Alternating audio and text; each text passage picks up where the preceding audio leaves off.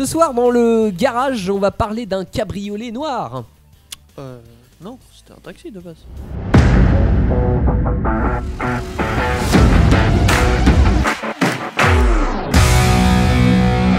Si on traduit black cab, ça fait cabriolet noir. Je me suis penché, enfin j'ai vu une info en fait sur le mot cabriolet, et cabriolet ça vient même pas des voitures. Ça vient des calèches et des, je sais plus comment ça s'appelle, carrosses. Exactement. Et ainsi de suite. Mais à l'époque, c'était des calèches. Voilà, avant qu'il y ait des taxis motorisés. Bon, là, mais on remonte. Mais oui. Et tu sais pourquoi noir ? Alors, il y a beaucoup de gens qui disent que c'est par rapport à la législation. Non. Non, la réalité, c'est parce que c'est moins cher, j'imagine. Oui, c'était moins cher.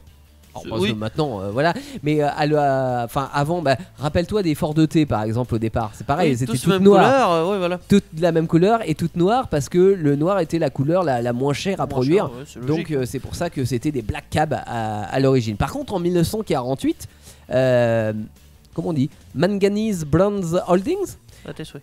Ouais, c'est la marque se met à fabriquer l'ancêtre du taxi londonien qu'on connaît aujourd'hui dans les rues de Londres avec le FX3 avec son moteur Austin et ça devient très rapidement le taxi qu'on voit le plus, surtout depuis l'arrivée du diesel en 1952.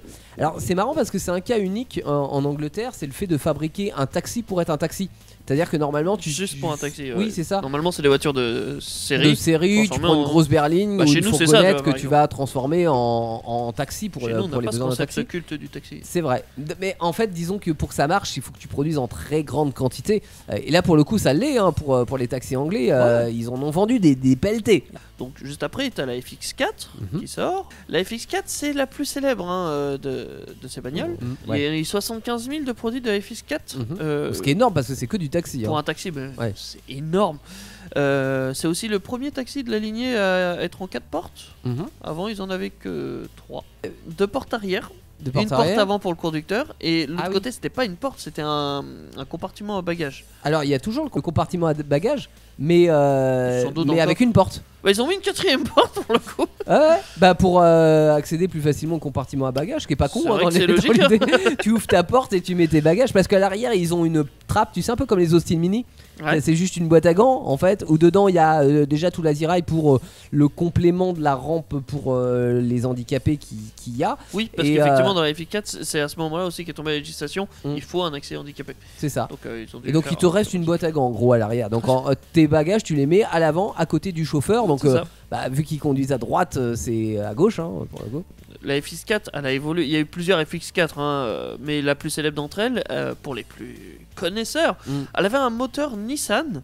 Donc ils ont changé, les premières FX4 avaient des moteurs Austin. Donc des moteurs anglais et après on est passé sur un moteur japonais. Oui, mais des 2,7 litres quand même. Oui, gros cylindré. Non. C'est énorme. Alors gros cylindré, ce qui est marrant c'est que en fait attention, c'est pas des voitures de course, loin de là. C'est des moteurs diesel tranquilles, pépères, mais justement qui tournent très au ralenti. Parce que gros cylindré, donc il tourne au ralenti et c'est fait pour durer extrêmement longtemps. En fait. C'est réputé increvable ces trucs, indestructibles même pour certains. Je sais pas, j'ai jamais essayé de détruire un taxi donc je tenterai pas. Juste après celle-là, un truc beaucoup moins mythique, le TX1. Qui est quasiment fait de plastique de partout. Oui. Là, ils commencent à mettre des pubs et ça va être encore pire avec le TX2. Le TX2, il va y en avoir de partout des pubs. Limite, la bagnole entière va être recouverte d'une pub. Ils sont sponsorisés en fait, c'est ça l'idée. Ils sont sponsorisés, ça leur rapporte plus. Alors, il est franchement pas mieux que le TX1, mais bon, c'est difficile. Je les trouve moches. C'est peut-être le TX4 qui est un peu plus joli et qui a pas l'apparence plastique. Ouais. Parce que autant le TX2, t'as vraiment l'impression que c'est en plastique partout. Voilà.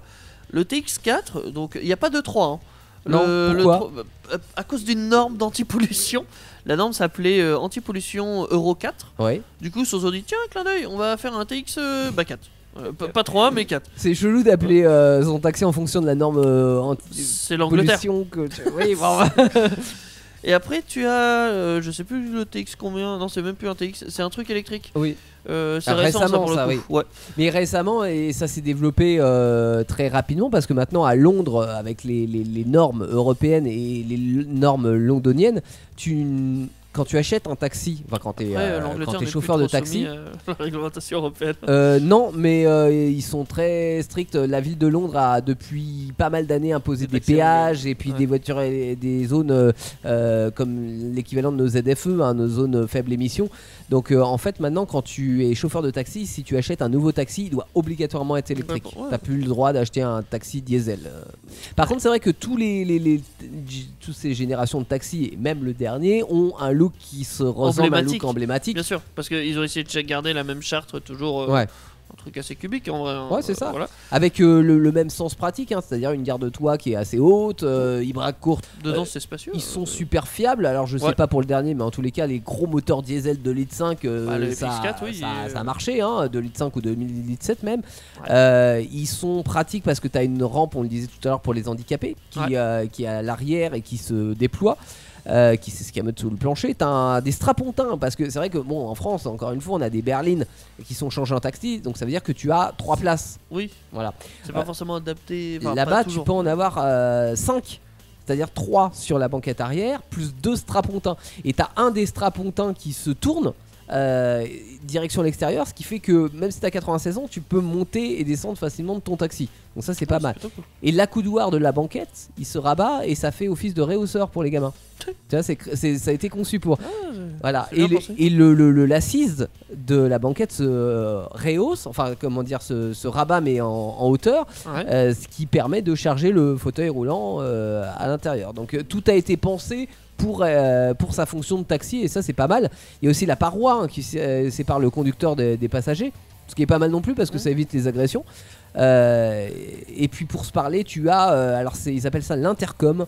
En fait c'est un interphone. C'est un bouton où tu appuies dessus pour parler. C'est ça. Comme nous. Et tu as un petit haut-parleur et puis avec des micros à l'arrière et des micros à l'avant pour converser entre l'un et l'autre. D'ailleurs c'est le seul haut-parleur que tu as à l'arrière parce que t'as pas la radio en fait. À l'avant ils ont une poste radio avec les haut-parleurs. Bah c'est comme ça, il peut écouter ce qu'il veut, le chauffeur. Le chauffeur peut écouter ce qu'il veut et il peut écouter Joule tranquille sans emmerder les passagers à l'arrière. Donc c'est pas forcément plus mal. Après si vous voyez un chauffeur écouter Joule, changez de taxi. Oui, peut-être que c'est ce qu'il faut faire. Surtout en Angleterre. Quand t'es sur un VTC, oui c'est vrai que... Parce qu'il a très mauvais goût. Bon, globalement c'est vrai que l'aménagement est bien conçu dans un taxi anglais. Tellement bien tu sens que c'est fait pour durer.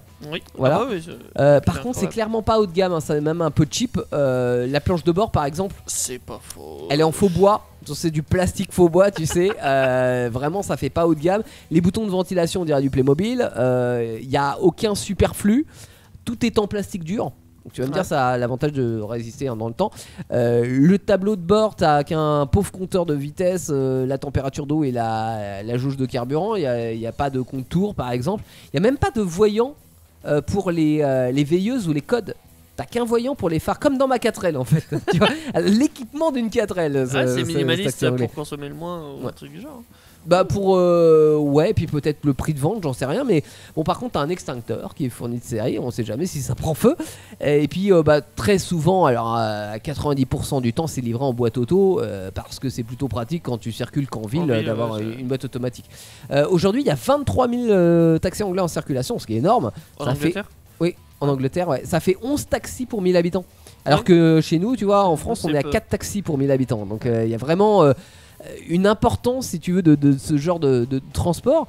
Et c'est marrant parce que moi, je pensais que le prix d'un taxi en Angleterre était vachement moins cher qu'en France. Et c'est pas le cas. Non, c'est vachement cher. C'est très cher. Luxe. Oui. C'est 3 livres déjà de base. Et après, t'as le prix effectivement au kilomètre. C'est un des plus chers européens, en tout cas, je crois, avec Amsterdam. C'est à peu près l'équivalent.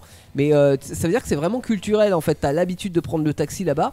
Mais par contre, c'est pas c'est moins cher. Pour moi, c'était quelque chose, tu vois, qui était aussi populaire. Mais c'est populaire, mais il faut du. Ce qui est marrant, c'est que. Alors, je pense que c'est pareil en France. En règle générale, les taxis, c'est pas souvent les Français qui le prennent. Ou alors, c'est souvent les touristes. Oui. Moi, je vois ça comme ça. En fait, t'as deux catégories de gens qui prennent le taxi. T'as les touristes ou les personnes qui sont handicapées pour se déplacer. Ouais. Oui, tu veux dire qu'à Londres, ça serait... en gros, c'est comme les gondoles à Venise, quoi. Je pense que oui. En Angleterre, ils ont des règles. Oui. Ils ont 27 000 lieux à connaître par cœur. Oui, j'ai vu ce Ils ont 3 reportage ans à peu près de formation pour de l'apprendre. 3 à 5 ans. Ouais, c'est ça. Et en fait, oui, ils passent leur semaine sur des cartes à l'ancienne, hein, parce qu'ils utilisent pas du tout de GPS. Non. Ils sont sur des cartes comme ça à apprendre C'est les limite, lieux. t'as pas le droit au GPS. En fait, quand t'as un taxi, C'est la réputation. C'est toi que tu dois connaître, Ouais. pas le GPS. Et t'as le mec, donc le responsable de la formation, il te dit bon, alors vous voulez aller de ce point-là à ce point-là, Quel est le plus donnez-moi rapide tous Ouais. les itinéraires Ah. possibles pour y aller. Alors t'es là, bon, alors je prends Westminster Avenue, je tourne à la 2ème à gauche, je prends ça, et tu dois le connaître ça sur le bout Et des bonne doigts. chance. Ah, Voilà, donc c'est oui. c'est assez select hein, en vrai pour être C'est chauffeur de élitiste, taxi c'est là-bas. élitiste. Ça explique peut-être le prix, hein, parce que Et si on rêve d'avoir un taxi anglais en France sans passer Tu la l'achètes en formation miniature. de chauffeur Alors- je sais qu'il y a un importateur en Bretagne hein, qui s'appelle Black Cap Company, donc Ouais. tu peux aller sur le site et tu trouver peux des... aller sur le site et ils te proposent des voitures qui ont déjà été servies, évidemment, pour pas cher. Enfin, pour pas cher. Pour 12 000 balles, donc oui, si, c'est pas cher que ça. Et tu peux aussi. Alors, ce qui est développé par chez nous, c'est pas tant les acheter. Parce qu'effectivement, à 12 000 balles, tu peux en acheter un. Oui. Par contre, ce qui est intéressant, parce qu'effectivement, les acheter. Alors, vous devez être très peu à vouloir acheter un taxi en France. Ouais, mais cela dit, c'est quand même bien sympa d'avoir ça. Oui, mais c'est le service de location qui marche le mieux pour le coup. Ah bah ouais, tu Parce pour qu'il y a un beaucoup de mariage. gens- pour un mariage, pour un film, pour n'importe quoi, mais oui, surtout pour les mariages, genre, Mm. pour des événements X ou Y, c'est vrai que ça fait bien d'avoir un taxi londonien. Ouais. Genre, je sais pas, t'arrives, t'es le président d'une asso, t'as, je sais pas, l'assemblée annuelle, tu arrives toi en tant que président dans un taxi londonien, Ouais, j'avoue, c'est la ça classe. en jette. Hein. Ouais, ça fait un peu mégaleux quand même, mais Ouais. Oui. J'ai dit grosse asso de base, Oui, oui. là on est que deux. c'est vrai, c'est vrai.